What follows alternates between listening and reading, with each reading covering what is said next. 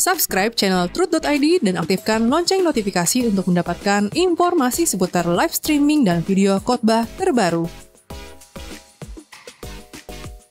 Posisi tombol subscribe berada di kanan atas channel kami dan jangan lupa nyalakan loncengnya.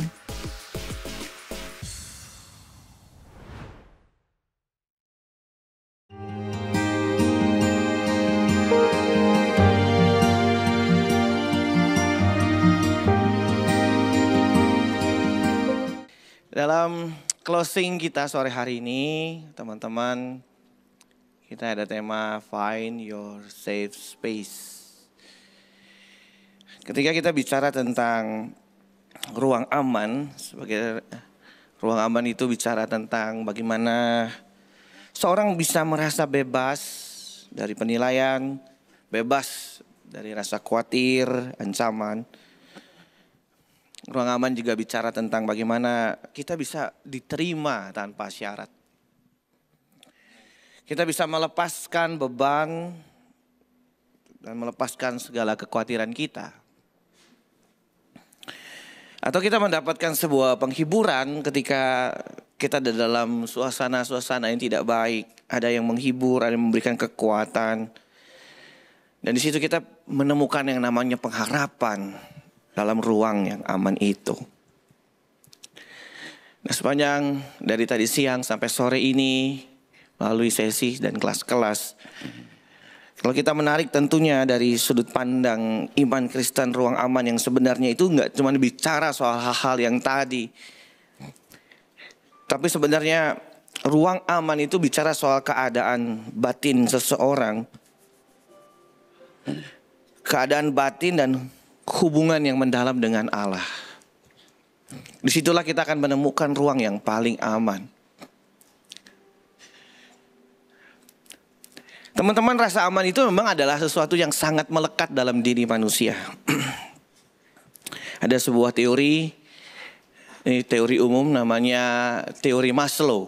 Maslow itu punya teori namanya needs theory, 5 kebutuhan mendasar ya, yang melekat, yang sangat esensi dalam manusia. Salah satunya manusia itu adalah makhluk yang membutuhkan rasa aman. Jadi ketika kita bicara soal rasa aman, ini adalah isu yang memang sangat melekat dengan diri kita, benar ya? Siapa di sini yang pengen hidupnya tidak aman? Tolong angkat tangan. Gak apa-apa, gak usah malu-malu, angkat tangan aja. Nanti kita doakan sama-sama. Gak ada. Semua orang pengen aman. Kita pergi ke satu tempatnya aman. Kita ada di keadaan dan kondisi lingkungan yang aman. Semuanya aman. Kenapa? Karena rasa aman memang kebutuhan, melekat, esensi dalam diri setiap kita. Tetapi kenyataannya sekarang adalah bahwa sekalipun rasa aman itu adalah sesuatu yang melekat dalam diri kita, nyatanya tempat di mana kita berada, lingkungan di mana kita berada, atau dunia yang sudah jatuh dalam dosa ini tidak ada lagi tempat yang aman. Tidak ada tempat aman yang bisa teman-teman dan saya dapati, temukan, gak ada lagi. Rasa aman walaupun ada sebuah kebutuhan, tetapi di satu sisi rasa aman yang sejati itu adalah sesuatu yang bisa dikatakan sulit digapai, dijangkau. Hari ini apa yang bisa dijanjikan oleh dunia mengenai rasa aman? Kelihatannya tidak banyak. Tidak banyak.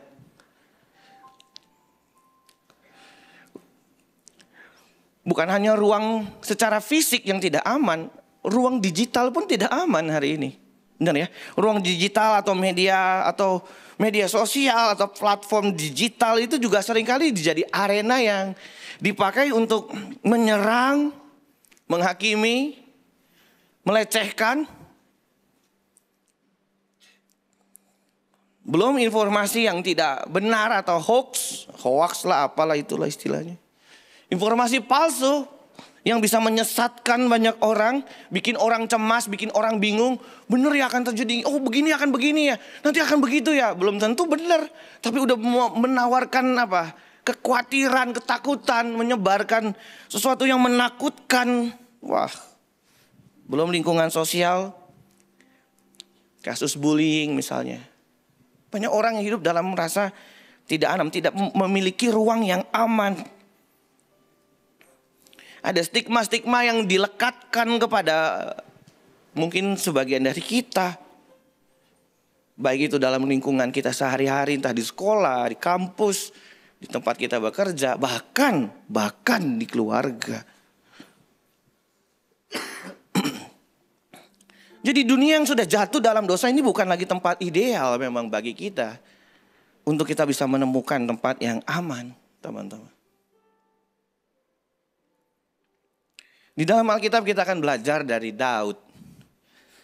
Daud itu pernah menulis Mazmur yang diberi judul Aman dalam Perlindungan Allah. Mazmur pasal yang ke-27, boleh bantu saya multimedia.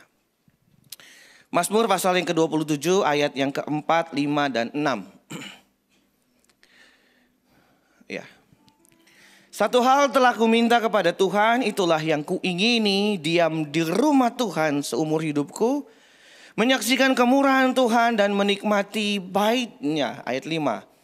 Sebab ia melindungi aku dalam pondoknya pada waktu bahaya. Ia menyembunyikan aku dalam persunyian di kemahnya. Ia mengangkat aku ke atas gunung batu. Ayat 6. Maka sekarang tegaklah kepalaku mengatasi musuhku sekeliling aku. Dalam kemahnya aku mau mempersembahkan korban dengan sorak-sorai. Aku mau menyanyi dan bermazmur bagi Tuhan.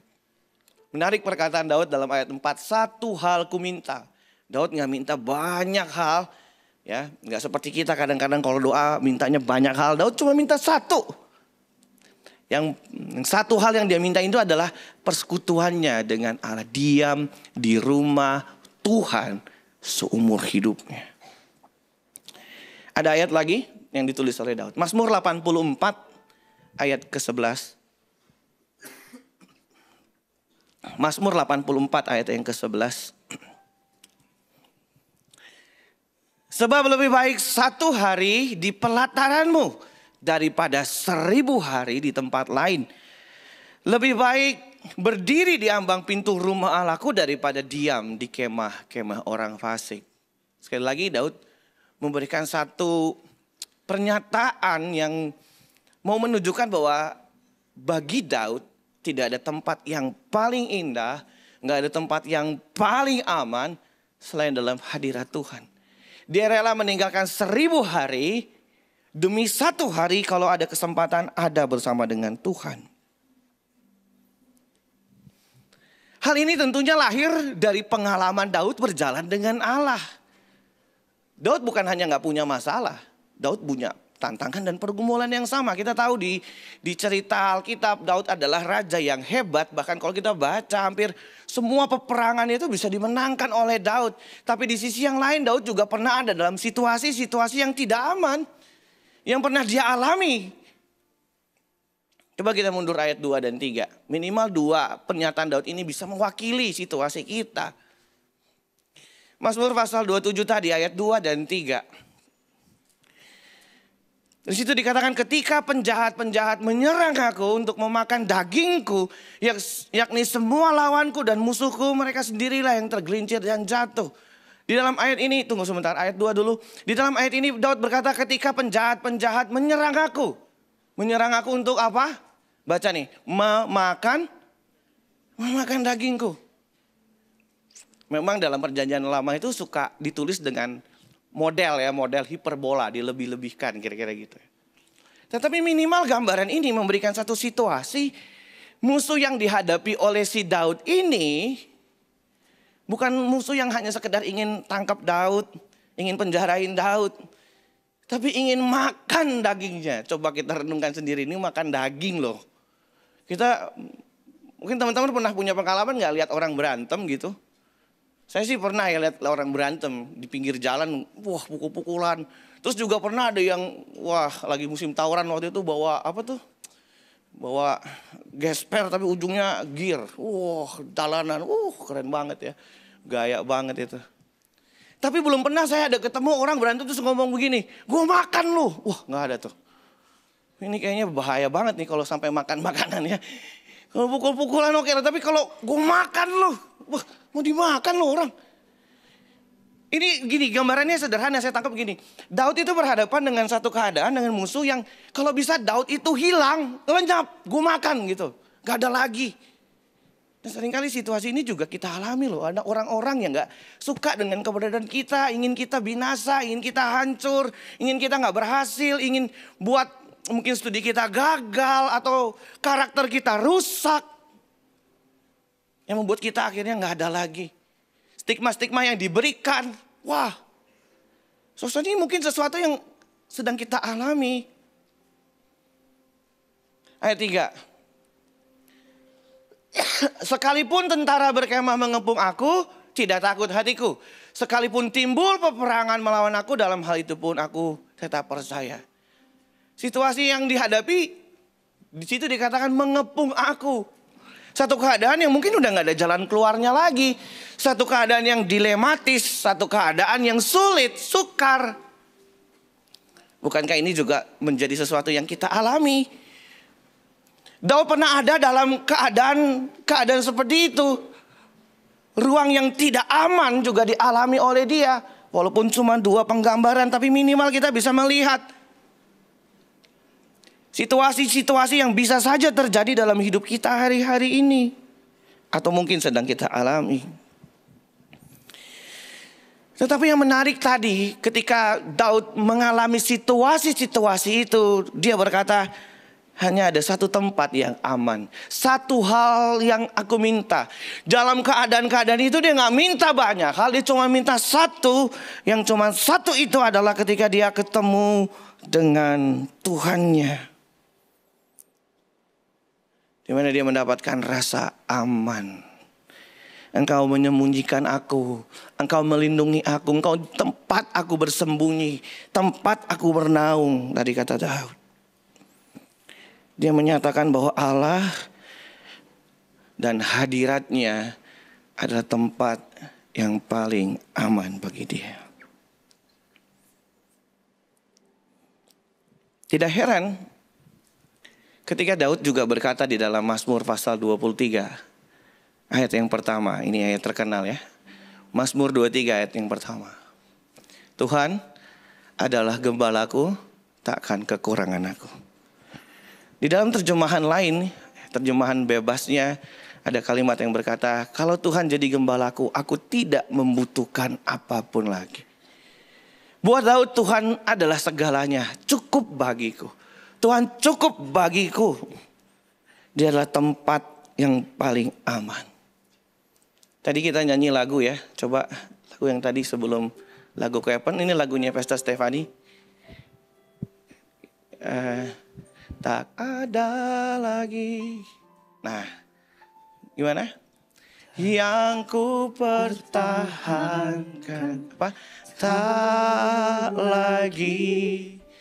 Yang ku genggam hanya Engkau. Yang apa? Ingin ku miliki. Tidak ada lagi selain Dia. Tak ada lagi yang aku rindukan. Tak ada lagi yang kan ku rindukan. Apa? Selain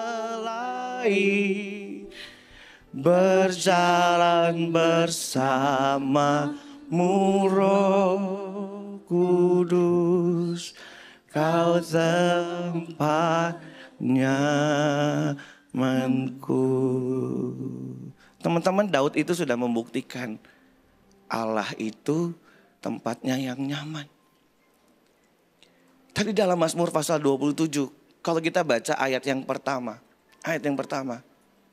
Daud bisa menyaksikan bahwa Allah itu adalah tempatnya yang paling aman. Coba Mazmur pasal 27 ayat pertama. Tuhan adalah terangku dan keselamatanku. Kepada siapa aku harus takut? Tuhan adalah benteng hidupku. Terhadap siapa aku harus gemetar? Kenapa Daud bisa ngomong begini? Karena dia punya experience jalan sama Tuhan. Ketika dia menjadikan Tuhan tempatnya yang paling aman, dia bisa berkata, Engkau gunung batuku. musuhku tergelincir. Dan engkau tempat persembunyianku. Sehingga Daud bisa berkata dalam segala keadaan tadi. Orang-orang yang ingin membinasakan dia, orang-orang yang ingin membawa dia pada situasi yang tidak ada jalan keluar. Dia membuktikan, Daud membuktikan bahwa Allah ada terangku dan keselamatanku. Dia gak perlu takut yang lain. Teman-teman, hari ini ada banyak situasi yang mungkin sedang engkau hadapi. Sesuatu yang tidak nyaman, tidak aman bagi engkau. Tetapi saya mau kasih tahu, di penutupan acara ini semua kita arahkan bahwa ada satu tempat yang paling aman bagi kita. Yaitu di dalam hadirat Tuhan. Karena kita berjumpa dengan Dia di sana. Amin. Jadi teman-teman, kita gak usah khawatir lagi. Segala kekhawatiran yang mungkin sedang kita hadapi, situasi-situasi yang sedang kita hadapi, mungkin itu pelik, dilematis. Kau juga sedang lagi bingung mau buat apa dan lain sebagainya. Datanglah kepada Tuhan. Jadikan Dia tempat amanmu. Kepadanya engkau taruh seluruh pengharapannya.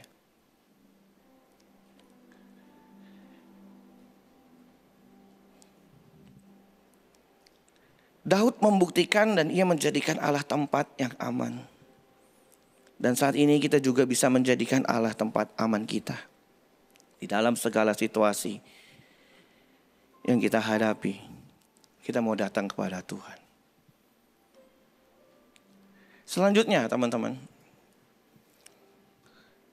Tuhan yang menjadi tempat aman kita, tetapi juga komunitas yang benar juga bisa menjadi tempat yang aman bagi kita. Dan di sini peran gereja sangat penting. Gereja harus jadi komunitas yang aman. Di dalam beberapa survei yang pernah dilakukan, salah satunya ini survei lama, tetapi survei ini menjadi bisa dikatakan pioner lah. Dia mulai lebih dulu sebelum ada survei-survei berkelanjutan.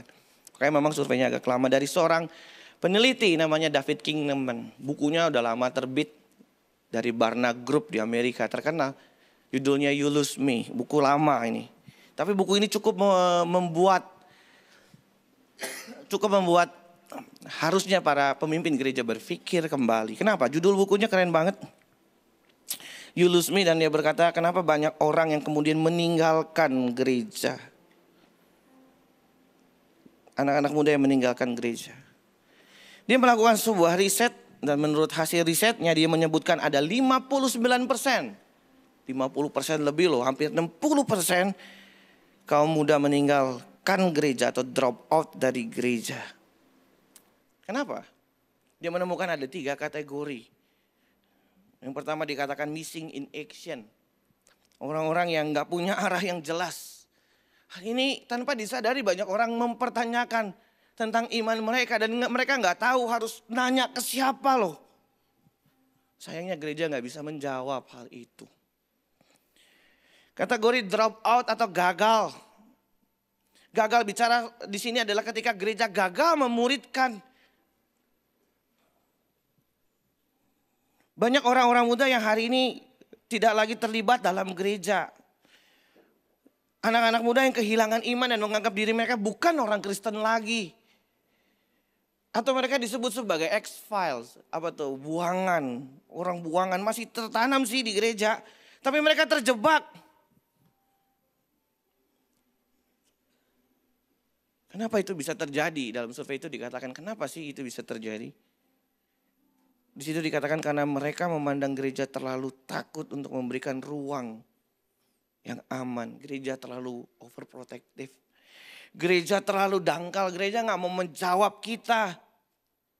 Gereja udah gak relevan lagi. Gereja itu anti ilmu pengetahuan. Tanya sedikit gak bisa. Sesuatu yang menyimpang sedikit gak terjawab.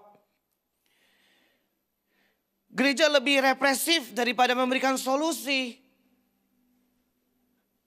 Banyak orang bergumul di luar sana dan tentang pertanyaan-pertanyaan dalam masa muda mereka yang tidak berani dijawab oleh gereja. Gereja terlalu eksklusif, tertutup dengan istilah-istilah baru, hal-hal baru. Gereja tidak mau adaptif. Atau kadang-kadang gereja itu terlalu sempurna dan tidak cocok bagi kita. Gereja itu sempurna banget. Yang kayak kita gini ini gak akan layak ada di gereja. Wow.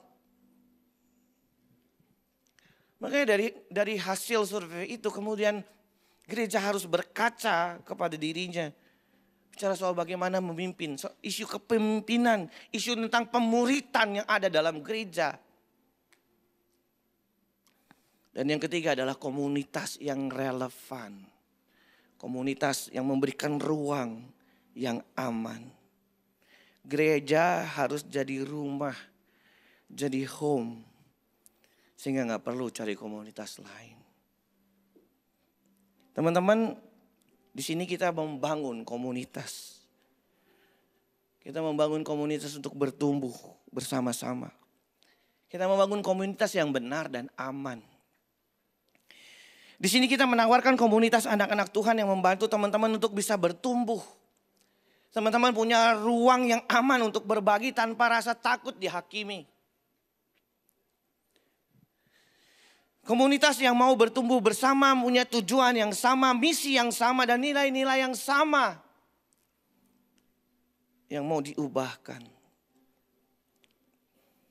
Di dalam Efesus pasal yang kedua, ayat yang ke-19 sampai ayat yang ke-22 boleh ditampilkan. Efesus pasal yang kedua,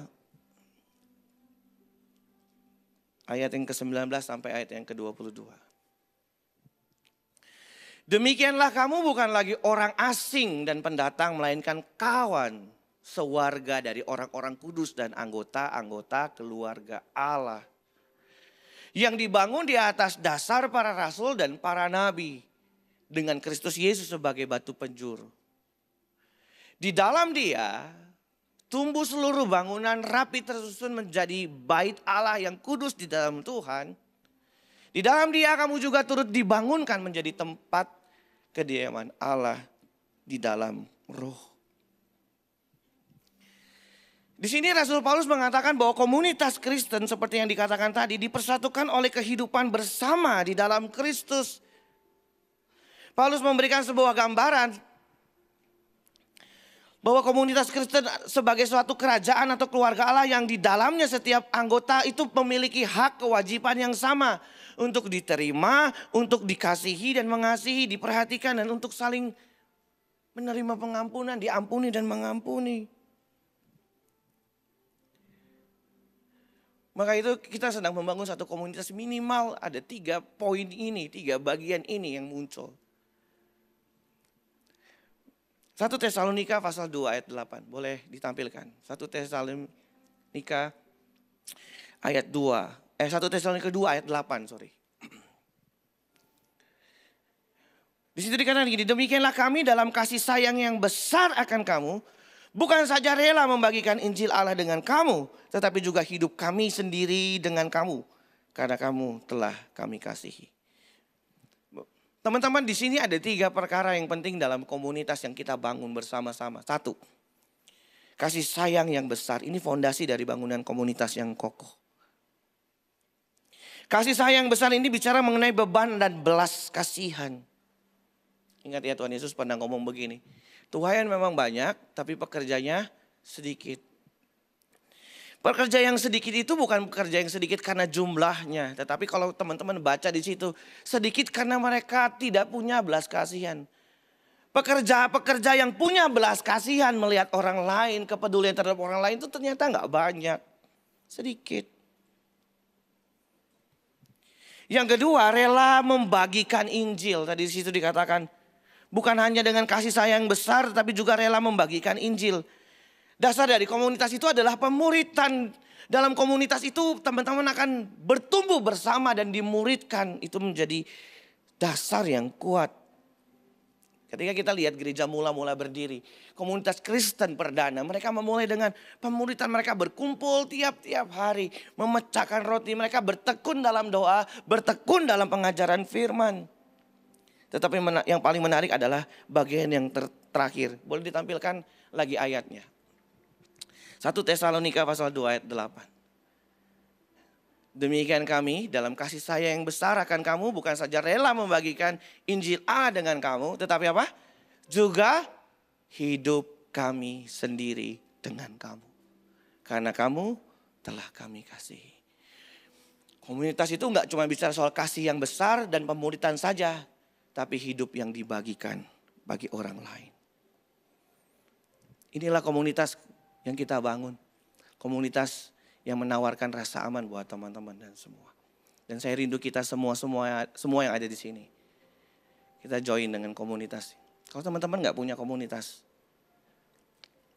teman-teman sangat welcome ada di sini. Dan kami membuka tangan bagi kita semua. Untuk hadir bersama-sama dan bertumbuh bersama-sama di tempat ini. Tuhan yang menjadi tempat perlindungan dan rasa aman kita. Bersama dengan anak-anak Tuhan yang juga diubahkan untuk tumbuh bersama di dalam Tuhan. Amin.